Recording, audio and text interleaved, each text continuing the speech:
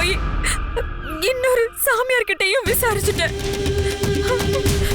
ஆகாஷ்க்கு இன்னும் 2 மாசத்துக்குள்ள கல்யாணம் ஆகலைன்னா அப்புறம் அவனுக்கு கல்யாணம் நடக்காதுன்னு உறுதியா சொல்றாரு. தயவு செஞ்சு அவனை கல்யாணத்துக்கு சம்மதிக்க சொல்லு. ராகவ், தயவு செஞ்சு இவங்களை இந்த மாதிரி ஏதாவது பிளே பண்ணி என் விருப்பத்தோட விளையாட வேணாம்னு சொல்லு. என் வாழ்க்கைய என் விருப்பப்படிதான் நான் அமைச்சுப்பேன். டேய், அதுக்கு தான் நாங்க சம்மதிச்சோமேடா.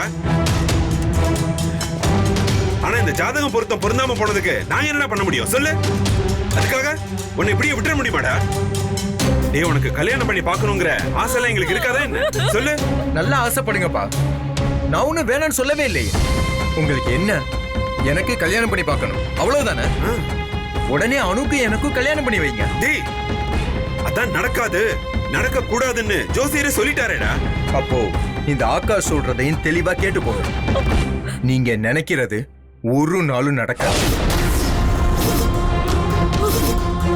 ஆகாஷ், நீ இதே மாதிரி பண்ணிட்டு இருந்த அப்புறம் நீ இந்த அம்மாவை உயிரோடவே பார்க்க முடியாது. என்ன சித்தி நீங்க என்ன எப்படிலாம் பேசுறீங்க? என்ன சுந்தரி? நிஜமாதான் சொல்றேன் ராகவ். இவ மட்டும் கல்யாணத்துக்கு சம்மதிக்கலன்னா நான் உயிரோடவே இருக்க மாட்டேன்.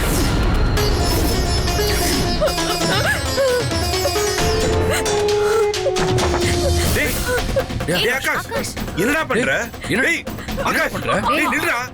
ராகவ், அவனை கூப்பிடா, சீக்கிரம் போடா. டேய் ஆகாஷ், சொல்றத கேளுடா. டேய், என்ன விடுங்கம்மா. டேய் சொன்ன எழுதி போங்க. ஐயோ டேய் ஆகாஷ், சொல்றத கேளுடா. ஆகாஷ், ஏன்டா இப்படி பண்ண?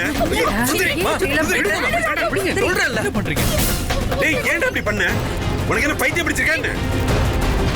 என்னை அணுவை பிரிக்கிறதுக்கு இது இருக்குன்னா அப்படி ஒரு விஷயம் தேவையே இல்லை.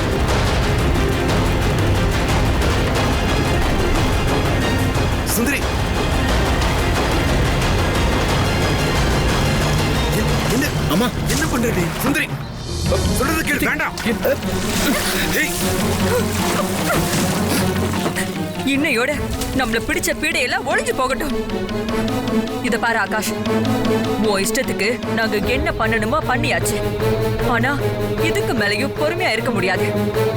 நீ மட்டும் நாங்க சொல்ற பொண்ணு கழுத்துல தாலி கட்டல, நீ இந்த நோட்டை கொளுத்துன மாதிரி நான் என்னைய கொளுத்திக்க தயங்க மாட்டேன்.